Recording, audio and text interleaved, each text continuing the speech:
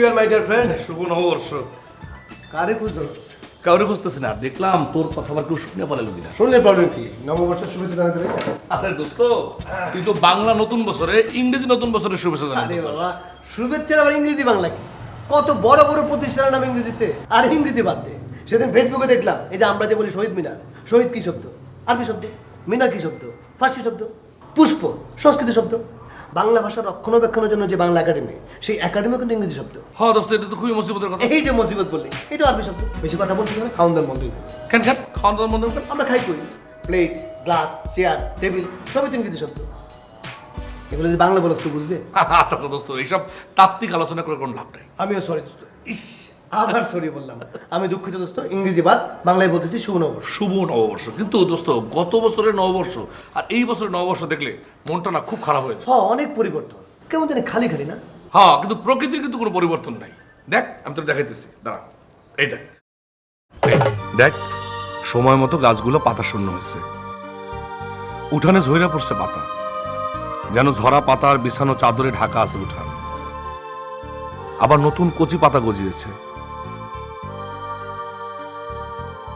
সময় মতো আমের বোলও ধরছে, হয়েছে আম। দেখ কি সুন্দর এই প্রকৃতি। প্রকৃতির নিয়মে হয়তো প্রকৃতি ঠিকই আছে, কিন্তু তুই বল, কোথায় সেই প্রাণের মেলা? রমনার বটমূল ঘিরে শুনশান নীরবতা, কোলাহল নাই, মানুষের মধ্যে কোনো প্রাণের স্পন্দন নাই, নাই সেই ঐতিহ্যবাহী মঙ্গল শোভাযাত্রা। সব কিছুই করোনার কবলে বইরা কেমন একটা নিষ্প্রাণ হয়ে গেছে। অথচ আগের সেই মেলার কথা একবার চিন্তা কর।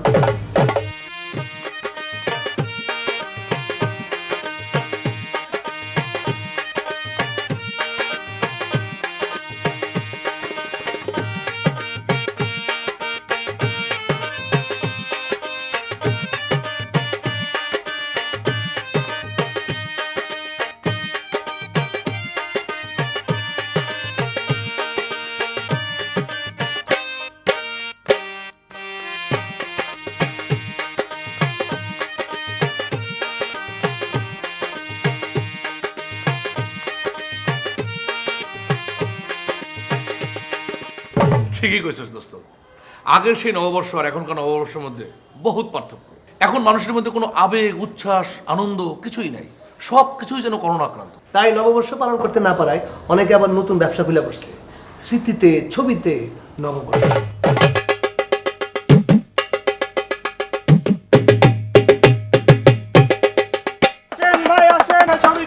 এই যে ভাই এসে বৈশাখ। এই ভাই আমারে ডাকেন কেন? আমার নাম তো বৈশাখ না, আমার নাম কৌশিক। আরে আশিক কৌশিক যাই হন না কেন, নামের চাইতে কামটাই হলো বড় কথা। আজকের এই ঐতিহ্যবাহী দিনটা বাঙালির প্রাণের দিন, মনের দিন, বৈশাখের পয়লা দিন, আবার বাংলা বছরেরও পয়লা দিন। এই দিনে স্মৃতিটাকে ধরে রাখার জন্য আপনার যা খুশি নিন, তারপর আপনার কিংবা আমার ক্যামেরা থেকে একটা পিক কিংবা সেলফি তুলুন, চুলটা সোজা হয়ে যার যেমনি খুশি আর কি। বাহ, খুব সুন্দর লেকচার দিলেন। আমি তো আমার ফোনে যেখানে সেখানে আমি যখন তখন সেলফি তুলতে পারি, আপনি আমার ডাকলেন কেন? ওর সেলফি দিয়ে আপনি কি করবেন? মানুষ তো যার যার সেলফি শেষে তোলে, আপনারটা আপনি তোলেন। হ্যাঁ বুঝছি, আপনি বুঝেন নাই। এই যে এই দুইজনের অবস্থাটা দেখেন, এই ভাই তো নিচে ওয়েস্টার্ন আর উপরে ইস্টার্ন। এই যে ফতোয়াটা আমাদের কালেকশন, এই যে অনেকগুলা কালেকশন আছে। হ্যাঁ, মানে মন থেকে যাই থাক, পোশাক আশাকে উনি অনেকটা বাঙালি আর কি। এই যে যেমন ধরেন হাতে একতারার মডেল, গায়ে ফতুয়া, নিজেকে বাঙালি বলে পরিচয় দিলে কেউ অবিশ্বাস করবে না, আর সেলফি তুললে মনে হবে এই মাত্র আপনি মেলা থেকে আসছেন। মেলা নাই, কিন্তু মেলায় যাবার ছবি দেবো, এটা তো আমার ফ্রেন্ডের সাথে চিটিং। এই বছরের করোনার কারণে মেলা তো নাই, যেখানে সেখানে ছবি তুলে সেলফি ফেসবুকে দিলে আমার বন্ধুরা হাসবে না? মেলা নাই বলেই তো দুধের স্বাদ ঘোলে মেটাবেন, চাইলে আপনি শিল্পীও হয়ে যেতে পারেন। কিভাবে? কথা না বলে কাজে দেখাই। এই যে এই পরচুলাটা পরেন, এই লুঙ্গিটা ধরেন, এই পাঞ্জাবিটা পরে লুঙ্গিটা গিট্টু মারেন, এরপর এই দোতারাটা ধরে একটা পোজ দেন। কি পোজ? এমন একটা ভাব ধরেন যে আপনি মাটির গান গাইতেছেন, কিংবা আপনি একজন বাউল শিল্পী। তা এই পোজে ছবি তুলে কি হবে? ফেসবুকে দিবেন। এখন তো আমাদের প্রথম টার্গেট হলো ফেসবুকে পোস্ট করা। কোথাও গান গাইবেন, নাটক করবেন, শুটিং করবেন, কোথাও বেড়াতে যাবেন, ভাত খাইবেন, কাম একটাই, ফেসবুকে ছবি পোস্ট করা। ওর হাতে দোতরা দেখলে মানুষই হাসবে। মনে প্রাণে বাঙালি হইতে না পারলেও অন্তত আজকের দিনে ছবি তুলা বাঙালি হওয়ার এই সুবর্ণ সুযোগ হেলায় হারাইবেন না। এবার তোর কথায় ফিরে আসি। এই যে কইলি না ইংরেজি কইলাম কেন, আমি একটু আগে ঘড়ি দেখতে গিয়া হঠাৎ মনে হলো এই ঘড়ি দেখাটা আমাদের কত গুরুত্বপূর্ণ কাজ। অথচ কয়টা ঘড়িতে বল বাংলা সংখ্যা আছে? এই যে মোবাইলে সময় দেখবি, দেখ সব ইংরেজিতে, ক্যালেন্ডার, ডায়েরি সব কিছুতে ইংরেজির জয় জয়কার। অর্থাৎ এই একটা দিন আমরা আনন্দ ফুর্তি করে লাফালাফি করে বাঙালি হওয়ার চেষ্টা করবো, পরের দিন বাংলার বদলে ইংরেজি চর্চা, সেই হিন্দি সিরিয়াল, সেই বিকৃত বাংলা ভাষার নাটক, সেই একই ফ্যামিলিতে 4টা অঞ্চলের ভাষা। আরে শুধু কি নাটক দোস্ত, দেখ গান বাজনাও না কেমন যেন হয়ে গেছে। এই দেখ আমাদের দেশের যেসব বাউল শিল্পীরা কি সুন্দর মাটির গান গায়, কিন্তু এখনকার অনেক শিল্পী যখন এই সব মাটির গান গাওয়ার চেষ্টা করে তখন তাদের গলায় না পাওয়া যায় কোনো সুর, না বোঝা যায় কথা। আবার এগুলোর নাম দিয়েছে কি জানোস? Modern folk. আরে কিসে না হয় মডার্ন, না হয় ফোক। আর এই সব মাটির গান গাইতে হলে গলায় আর অন্তরে দরদ লাগে, আর বাদ্য বাজনাও থাকতে হয় সেই রকম।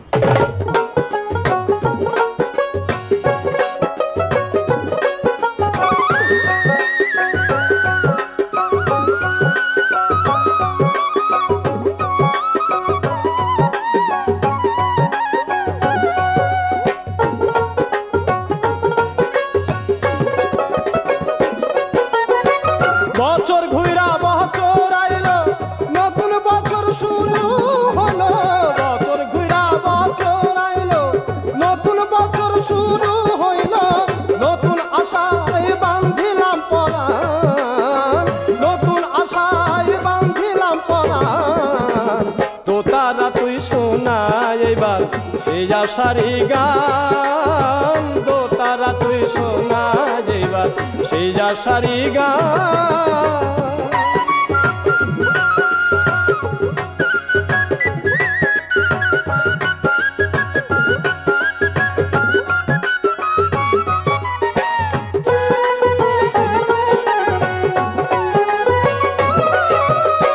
ফসল ভরা মাঠের ছবি আঁকে যেন গায়ের কবি। ফসল ভরা মাঠের ছবি আঁকে যেন গায়ের কবি। চাষি যেন হাসি মুখে, চাষি যেন হাসি মুখে উঠাই ঘরে ধান। চাষি যেন হাসি মুখে উঠাই ঘরে ধান। তো তারা তুই শোনা যাইবার সেই আশারি গান, তো তারা তুই শোনা যাইবার সেই আশারি গান।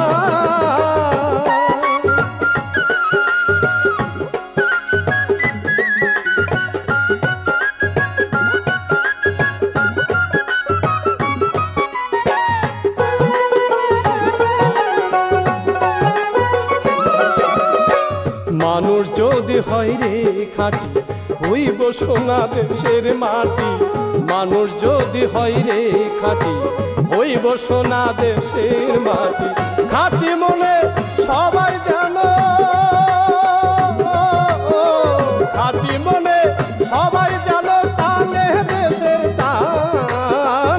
খাঁটি মনে সবাই জানো টানে দেশের টান। তো তারা তুই শোনা এইবার সেই আশারি গান, তো তারা তুই শোনা এইবার সেই আশারি গান। বছর ঘুরা বছর আইলো, নতুন বছর শুরু হইল। নতুন আশায় বান্ধিলাম পরাণ, নতুন আশায় বান্ধিলাম পরাণ। তো তারা তুই শোনা এবার সেই আশারি গান, তো তারা তুই শোনা এবার সেই আশারি গান। আচ্ছা দোস্ত তুই কহ, এই যে গানটা শুনলি, এই গানটা শুনতে তোর খারাপ লাগছে? এটা বরং অন্তরে লাগছে। হ্যাঁ, কিন্তু দেখ যে শিল্পী গানটা গাইলো সে কিন্তু কোনো স্টার না, সে একটা অপরিচিত শিল্পী। কিন্তু অনেক শিল্পী আছে মডার্ন ফোকের নামে উদ্ভট যন্ত্রপাতি দিয়া আমাদের মাটির গানগুলো একদম 12টা বাজাই দিচ্ছে। তাদের উচিত এইসব শিল্পীদের কাছ থেকে শিক্ষা নেয়। খালি গানই না দোস্ত, অনেকে আবার খাবার দাবারের মধ্যেও কিন্তু বিদেশি সংস্কৃতি ঢুকাই দিচ্ছে। শুধু তাই না, এই যে আমাদের ঐতিহ্য মৃৎশিল্প, মাটির থালাবাটি, এই সব দিয়েও অনেকে বৈশাখের খাওয়ান খায়। কিন্তু মনে প্রাণে বাঙালি না হয়, এদের খাওয়ার পাত্রটা দেশি হইলেও খাওয়ানটা থাকে কিন্তু বিদেশি। দারুণ দারুণ দারুণ অ্যারেঞ্জমেন্ট করতে দেখছি। পয়লা বৈশাখের পারফেক্ট আয়োজন। একদম দারুণ সব মাটির প্লেট, গ্লাস, জগ, মগ, একবার দেখে মনে হচ্ছে এন্টিক। হ্যাঁ, ফ্যান্টাস্টিক ফ্যান্টাস্টিক কালেকশন। আজকের দিনের মাহাত্ম্য বুঝতে হবে তো। আজ তো পহেলা বৈশাখ, বাংলা নববর্ষের প্রথম মাসের প্রথম দিন। তা প্লেট গ্লাস দিয়ে কি আর দিনের মাহাত্ম্য বোঝা যায়? না না না না, এই নববর্ষে মাটি প্লেটে খাওয়ার মজাই আলাদা, আর ডিফারেন্ট ফিলিংস। তা আপনার কথাবার্তা শুনে তো মনে হচ্ছে সবসময় মাটির পাত্রে আপনি ভাত খান। সবসময় না হলেও প্রতি নববর্ষে প্লেট ভর্তি পান্তা সাথে ভর্তা ইলিশ। তবে আমার এখানে মাটির পাত্র হলেও খাবারটা কিন্তু একটু অন্যরকম। নববর্ষের খাওয়া তো ডিফারেন্ট হয় ভালো। না না, নববর্ষের খাবার তো একটু অন্যরকম হবে। পান্তা, ইলিশ, শুটকি, আলু, বেগুন, কুমড়া কদুর ছাল, বরবটি ডাল আর কত পদের ভর্তা। আপনি কত পদের ভর্তা করেছেন বড় ভাই?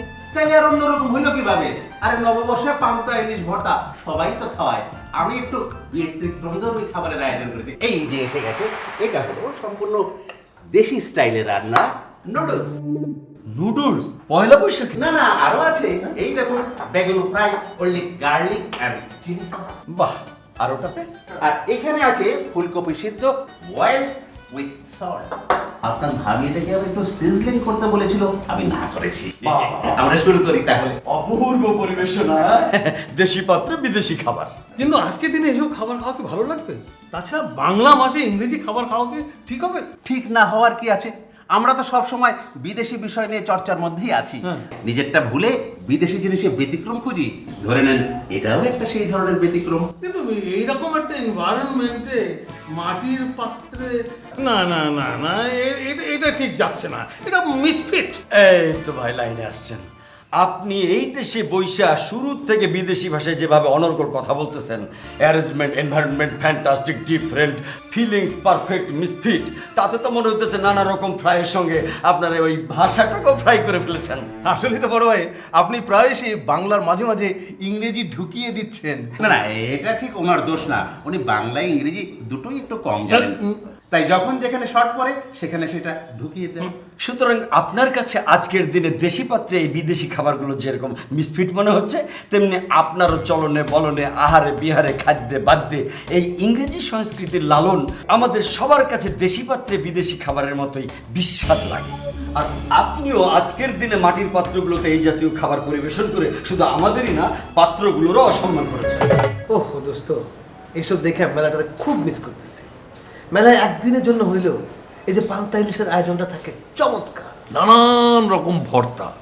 আচ্ছা দোস্ত, এই যে মেলায় এসব পান্তা ইলিশ না খাইলে যাদের পেটের ভাত হজম হতো না, তারা এবার কি করবে? স্মৃতিচারণ করবে। আচ্ছা খাক না খাক, এক সময় এই নববর্ষের মেলায় পান্তা ইলিশের হোটেলে কি পরিমাণ ভিড় থাকতো মনে আছে? দৃশ্যটা একটু চিন্তা কর। এ ভাই 6 প্লেট পান্তা দেন তো। ভর্তা রেলি ভর্তা দেন, ভর্তা।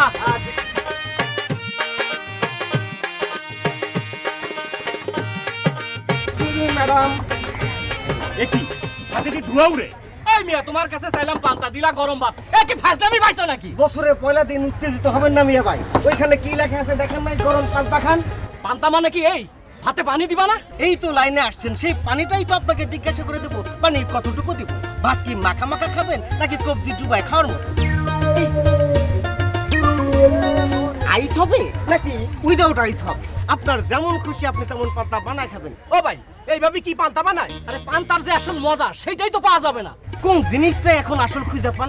চারিদিকেই তো নকলে ভরপুর। ভাগ্য ভালো দোস্ত, এখানে একটা খাইলে একটা ফ্রি নাই। ধর আজকাল 4, 5, 6 তারা হোটেলে একজনে খাইলে আরেকজনের খাবার কিন্তু ফ্রি থাকে, কিন্তু এই পান্তা যদি একটা খাইলে একটা ফ্রি হয় তাহলে কিন্তু সমস্যা আছে। সমস্যা থাকলেও এই মেলায় নানান কোম্পানির নানান অফার থাকে। এই বিশেষ দিনটাকে কেন্দ্র করে মেলার বটমূল্যে একটা ব্যবসায়িক চক্র করে ওঠে। আচ্ছা দোস্ত, আমি একটা জিনিস বুঝি না, এই যে বৈশাখী মেলা, বাংলা নববর্ষ উৎসব সব সময় এরকম বটতলায় হয় কেন? সবসময় যে বট গাছের তলায় মেলা হয় তা কিন্তু না। তাহলে তো দেশে বহুত বড় বড় বট গাছ আছে। সাতক্ষীরার বনবিবির বট গাছ, ঝিনেদার কালীগঞ্জের মল্লিকপুরের বট গাছ, ধামরাইয়ের 60টা বট গাছ, সেখানে হয়তো বটতলা ছাড়াও মেলা হয়। তবে ওই বটতলাটা একটা ঐতিহ্য, সেজন্য হয়তো বটতলাই হয়। ছোট্ট একটি বিচি থেকে বৃহৎ একটি গাছ, নাম বটগাছ। বটগাছকে আশ্রয় বা ভরসার প্রতীক হিসেবে বিবেচনা করা হয়, আর তাই পরিবার প্রধানের সঙ্গে এর তুলনা করা হয়। বটবৃক্ষের ছায়াও কম শান্তির নয়। গ্রীষ্মের দাবদাহে ক্লান্ত পথিকের স্বস্তির নাম এই বটের ছায়া। বহু বর্ষজীবী উদ্ভিদের মধ্যে অন্যতম হচ্ছে এই বটগাছ। সেই ইস্ট ইন্ডিয়া কোম্পানির সময়কালেও বটগাছ খোদাই করা কয়েন ছিল। মানুষ, পাখি, কীটপতঙ্গের অকৃত্রিম বন্ধু বটগাছের ফল পাখিদের প্রিয় খাদ্য। উড়ন্ত পাখির মুখ থেকে পড়া বট ফলের বীজ থেকেও অনেক বটগাছের জন্ম হয়। অনেকেই মনে করেন এই বটবৃক্ষের সঙ্গে মেলার একটা যোগাযোগ রয়েছে, আর তাই আমতলা, জামতলা, নিমতলা, বেলতলার চেয়ে বটতলার প্রতি সবার আকর্ষণ বেশি। আর প্রাচীনকাল থেকেই বটবৃক্ষের ছায়াকে ঘিরে হাটবাজার, মেলা, লোকগানের আসর বসে, জনসভা হয়। এবারে আমরা একজন বটবৃক্ষ প্রেমিকের সঙ্গে আপনাদের পরিচয় করিয়ে দেব, যিনি বটগাছের প্রতি ভালোবাসার কারণে বিগত ৩৩ বছর ধরে নিজ গ্রাম এবং আশেপাশের গ্রামেও বটগাছ লাগিয়ে যাচ্ছেন। পাবনা জেলার ফরিদপুর উপজেলার এই বটবৃক্ষ প্রেমিকের নাম জনাব ইদ্রিস আলী। তাই এলাকায় তার আরেক নাম বটবন্ধু। গাছকে তিনি ভালোবাসেন নিজের সন্তানের মতো। বটগাছের চারা নিয়ে পায়ে হেঁটে হেঁটে তিনি এলাকার রাস্তার দুপাশে বিভিন্ন স্কুল কলেজের সামনে কোনো খোলা জায়গায় রোপণ এবং পরিচর্যা করেন। দীর্ঘ ৩৩ বছরে তিনি অসংখ্য বটগাছ লাগিয়ে এই অঞ্চলের বিস্তীর্ণ জায়গা সবুজ করে তুলেছেন। ইদ্রিস আলীর পেশা কাপড় সেলাই করা। সপ্তাহে 2 দিন লুঙ্গি সেলাই করে যা পান তাই দিয়ে তিনি বটগাছের চারা লাগান এবং পরিচর্যা করেন। প্রয়োজনের তুলনায় আয় খুব সামান্য, তারপরেও তার এই বটগাছ লাগানো থেমে থাকেনি। বটগাছ প্রীতির নেশায় এখন পর্যন্ত বিয়ে বা সংসার পর্যন্ত করেননি ইদ্রিস আলী। মাত্র 4 বছর বয়সে তার বাবা মারা যায়। এরপর থেকে ভাইদের সংসারের মানুষ। 1975 সালে এসএসসি পরীক্ষা দিয়ে অকৃতকার্য হওয়ার পর আর লেখাপড়া করতে পারেননি। এ পর্যন্ত ইদ্রিস আলী কয়েক শত বটগাছ লাগিয়েছেন।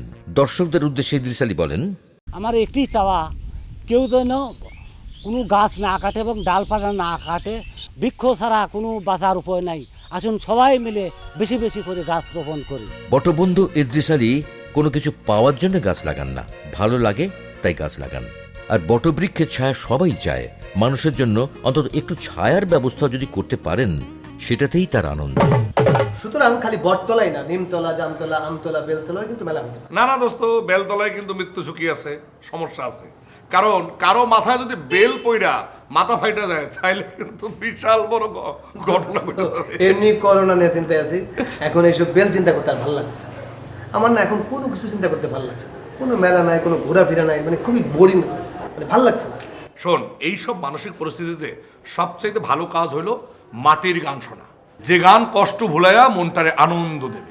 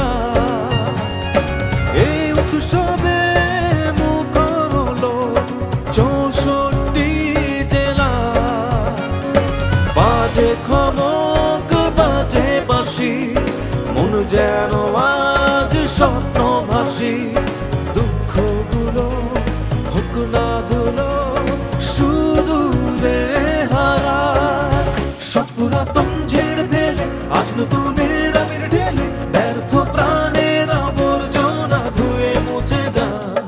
ঢাকুর কুড় ঢুলি বাজায় ঢাক, রঙে রঙে নানান ঢঙে এলো রে বৈশাখ। ঢাকুর কুড় ঢুলি বাজায় ঢাক, রঙে রঙে পুরাতন ঝেড় ফেলে আজ নতুনের আবির ঢেলে ব্যর্থ প্রাণের আবর্জনা ধুয়ে মুছে যাক। ঢাক কুড় ঢুলি বাজায় ঢাক, রঙে রঙে নানান ঢঙে এলো রে বৈশাখ।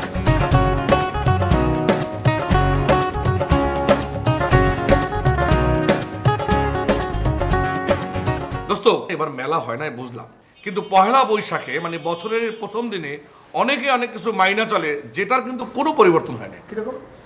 এই দিনে কেউ কাউরে কোনো ধার দেয় না, কোনো ধরনের ঝগড়া বিবাদে যায় না, মানে সবাই মোটামুটি ধর একটু ভালো থাকার ভালো খাবার চেষ্টা করে। থাকার চেষ্টা করে ঠিক আছে, কিন্তু খাবার চেষ্টা করে করি। সবাই তো ওই দিন পান্তা ভাত খাওয়ার চেষ্টা করে। শোন, যারা প্রতিদিন পান্তা খাওয়ার লোক তারা কিন্তু সেই দিন একটু ভালো মন্দ খাওয়ার চেষ্টা করে। সেই জন্যে পহেলা বৈশাখে তুই রাস্তায় কোনো ফকির দেখবি না, তারা সবাই তখন গ্রামে চলে যায়। তবে যারা বাংলিশে কথা কয় তারা আবার এই দিনে ফ্যাশন করে গরম ভাতে পানি দিয়ে তারপরে পান্তা ভাত খায়। এদের কথাবার্তায় বাংলার মধ্যে ইংলিশ ঢোকেই। শুধু তারা না, তাদের ছেলে মেয়েরাও এই বাংলিশ ঢোকে একটা। Happy new year sir. Sorry for being late sir. Happy new year না, বলো শুভ নববর্ষ। বাট স্যার আজকে তো নিউ ইয়ার। হ্যাঁ, তবে সেটা বাংলা নতুন বছর, তাই ওটা হবে শুভ নববর্ষ।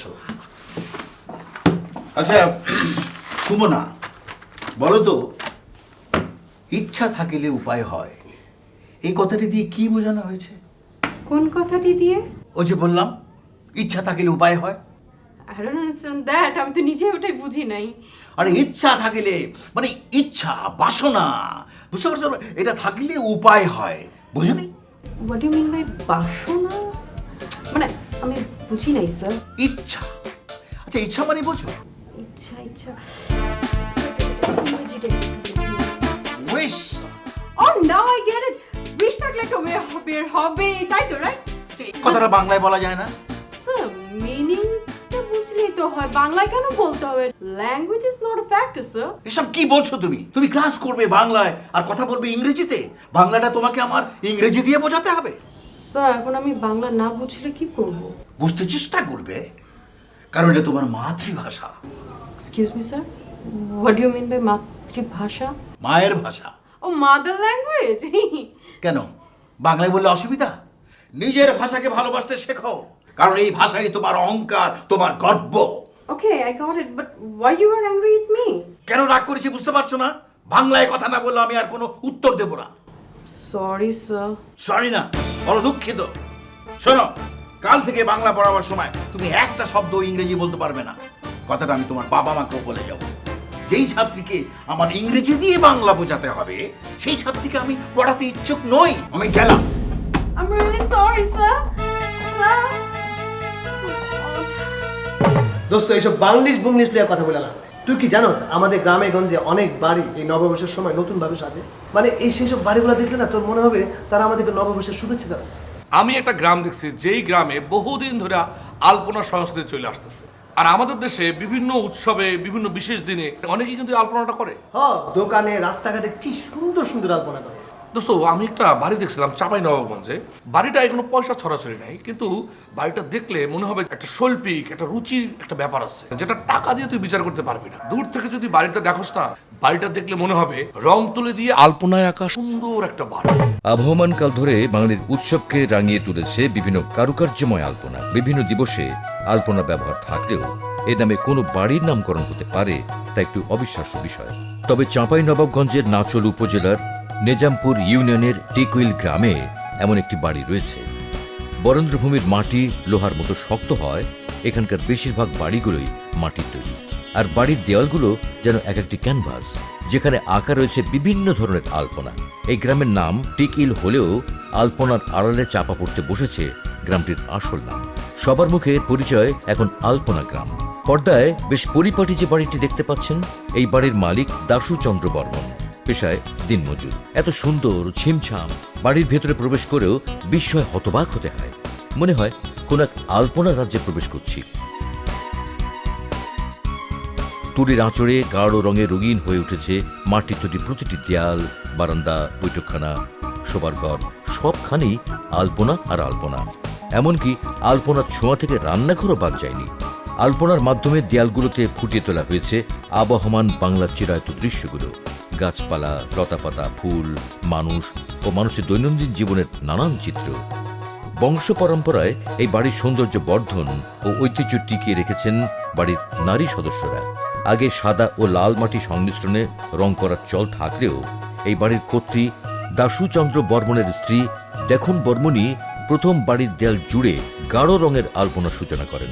আমরা কথা বলেছিলাম তার সাথে।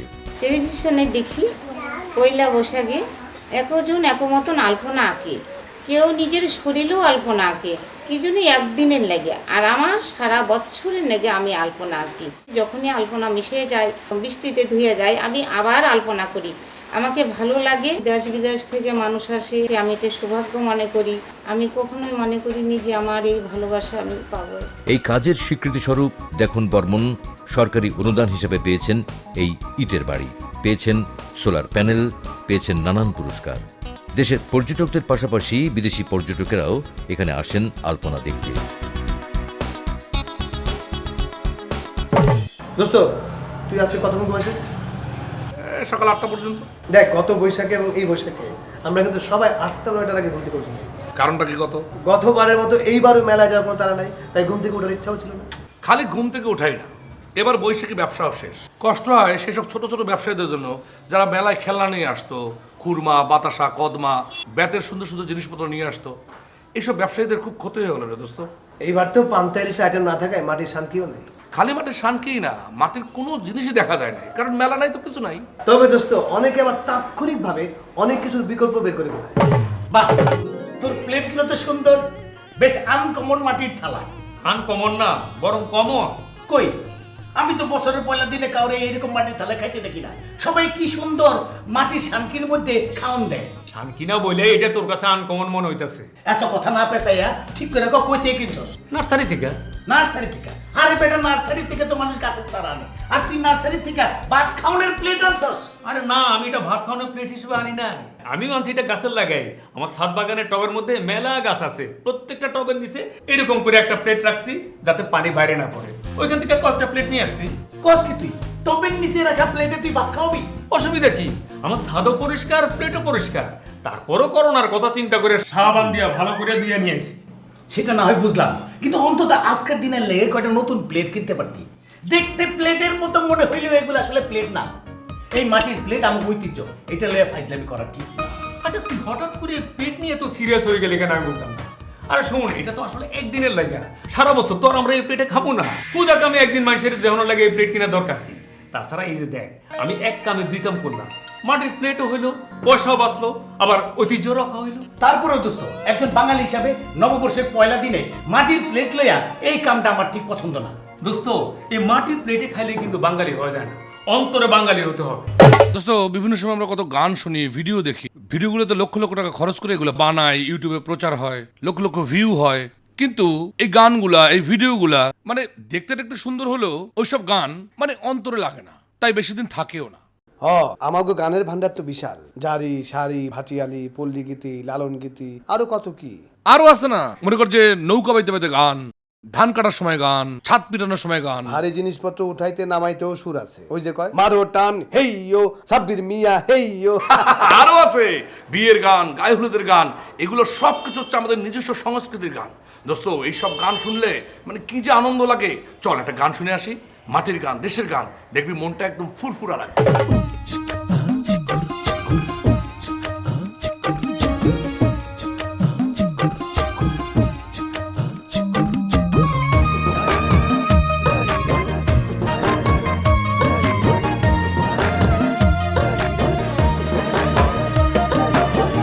ভাবের খেলা দেখবি যদি ভাবনগরে যাবি যাই, ভাবেতে ভাব মিশাইলে ভবেতে ভাব উদয় হয়। ভাবের খেলা দেখবি যদি ভাবনগরে যাবি যাই, ভাবেতে ভাব মিশাইলে ভবেতে ভাব উদয় হয়। ভাবের খেলা দেখবি যদি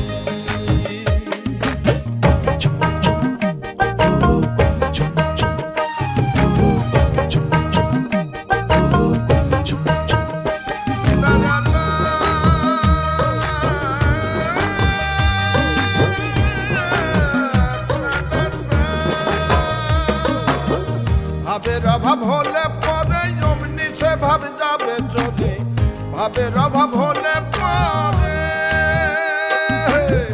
ভাবের অভাব হলে পরে অমনি সে ভাব যাবে চলে অভাবের স্বভাব সে ভাব ভাবনগরে অভাব হয় অভাবের স্বভাব সে ভাব ভাবনগরে অভাব হয় ভাবের খেলা দেখবি যদি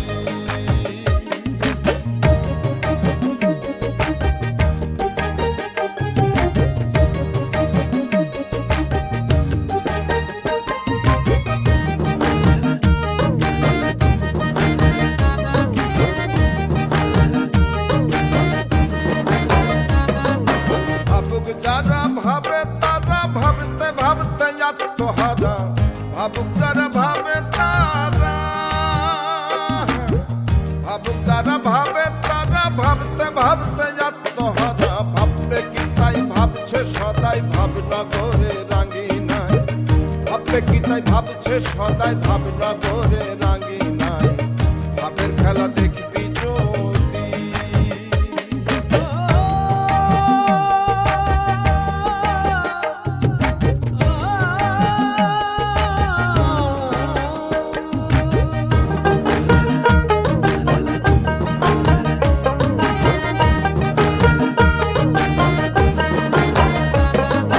ভাবতে ভাবতে সফি মন্ডল ভাব অভাবে হয় গন্ডগোল ভাবতে ভাবতে সফি মন্ডল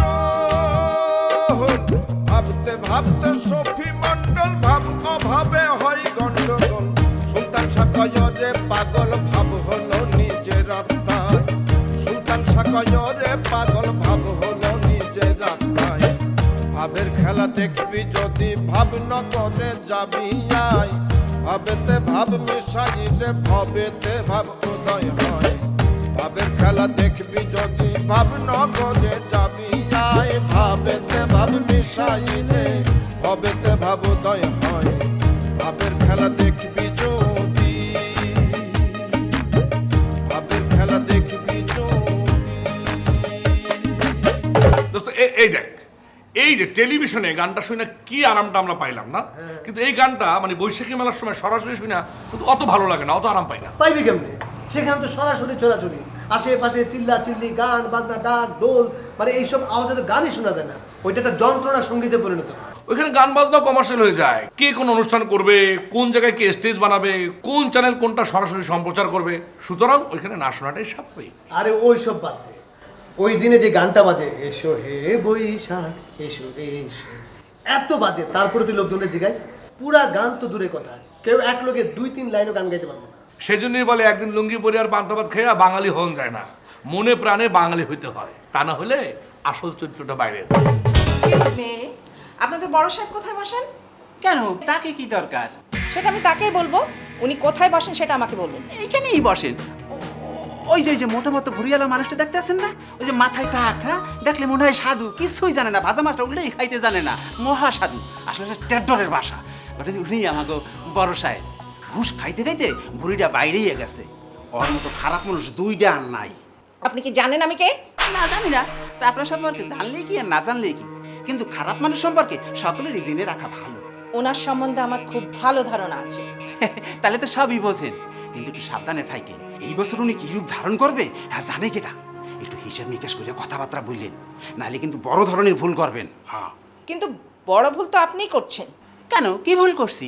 কারণ আমি ওই বড় সাহেবের স্ত্রী। তাই নাকি? তাহলে তো ওনার সম্পর্কে আপনি ভালো মন্দ সব কিছুই জানেন। কিন্তু আপনি কি জানেন আমি কেডা? না, তা তো জানি না। থাক, জানি দরকারও নাই, বহুত বাসা পাইছে গেছি। আমি তো এই অফিসে এখানে বসি না, ওই বড় সাহেব বললেও আমাকে চিনতে পারবে না। বাকি সেখানে কেউ আসলে না। আসসালামু আলাইকুম। দোস্ত, যে কোনো উৎসব আসলে শুরু হয়ে যায় অফারের মেলা। এই যে বাড়ির অফার, গাড়ির অফার, হোটেলের অফার, ব্যাংকের অফার, ফোনের অফার, সকল অফার। অফারের শেষ নাই, বাজার হাটে ঢুকবি সেখানে অফার আছে, কিন্তু এই সব অফারে যখন তুই ঢুকবি মনে মনে যেটা চিন্তা করবি, বাস্তবে তার কোনো মিল পাবি না, কারণ এইটার ভিতরে একটা সূক্ষ্ম কারসাজি আছে। আবার বৈশাখ আসলে শুরু হয়ে যায় ছোট অফার।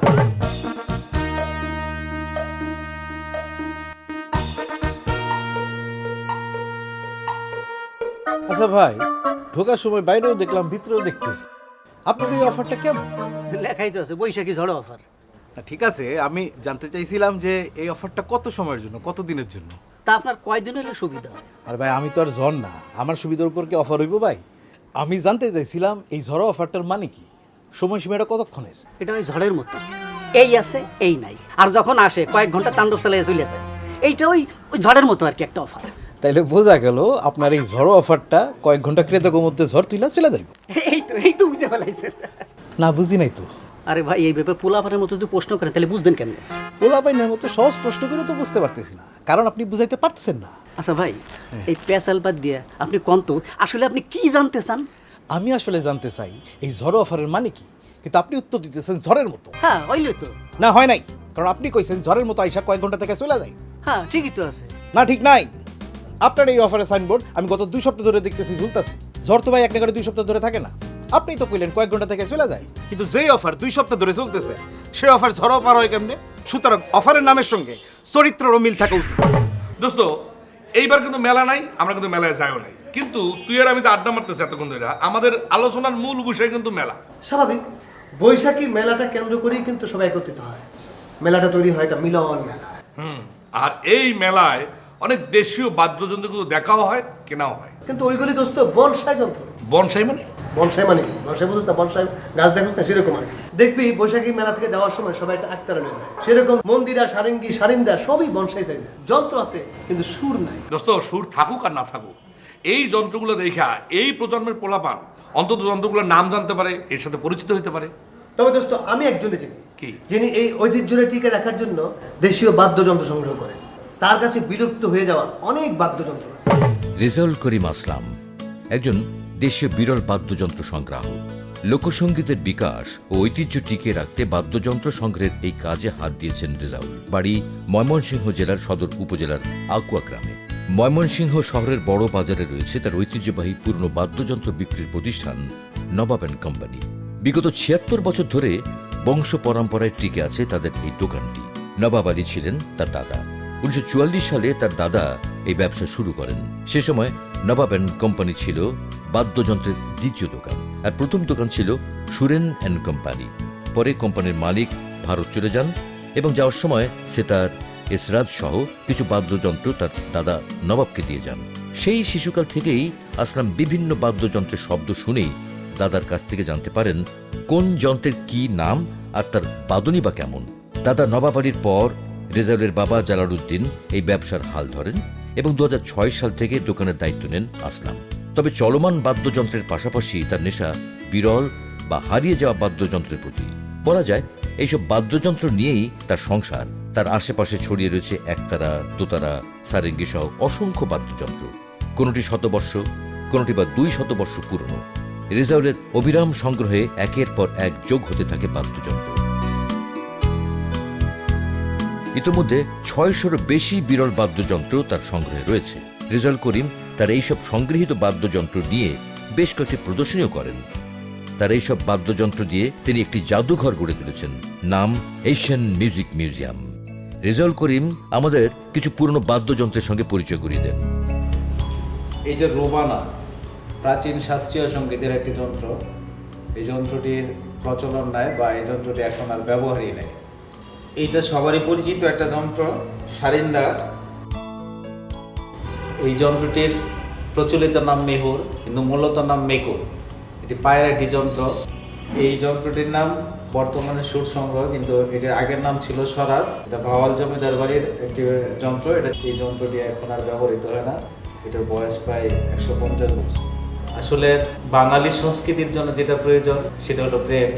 যদি সত্যিকারের প্রেমটা আমরা নিজেদের ভিতর থেকে আমাদের সংস্কৃতির প্রতি ধারণা করতে পারি, তাহলে আমাদের এই সঙ্গীত, এই লোকসঙ্গীত এবং এই লোকজ বাদ্যযন্ত্রগুলি হারিয়ে যাবে না। লোকসঙ্গীতের চর্চা এবং এইসব দেশীয় বাদ্যযন্ত্র যাতে হারিয়ে না যায় সেজন্য রেজাউল করিম প্রতিষ্ঠা করেছেন একটি সাংস্কৃতিক সংগঠন, নভিস ফাউন্ডেশন। তার প্রতিটি প্রতিষ্ঠানই ধারণ করছে আমাদের নিজস্ব সংস্কৃতি।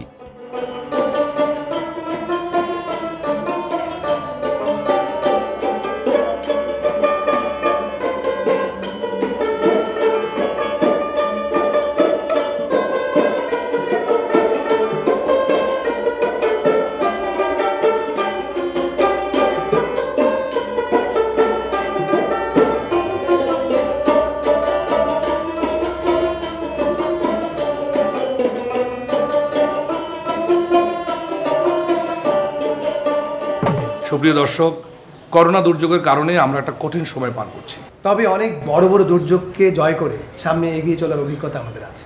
করোনাকেও জয় করব আমরা, কারণ ইতিমধ্যে আমাদের দেশে ভ্যাকসিন চলে এসেছে। সবাই ভ্যাকসিন নিন, স্বাস্থ্যবিধি মেনে চলুন, করোনা ঝুঁকি থেকে মুক্ত থাকুন। পুরনো দিনের কথা, পুরনো দিনের ব্যথা থাক না পেছনে পড়ে থাক, দেশটা খুশিতে ভরে যাক। আবার এসেছে বৈশাখ, শুভ নববর্ষ।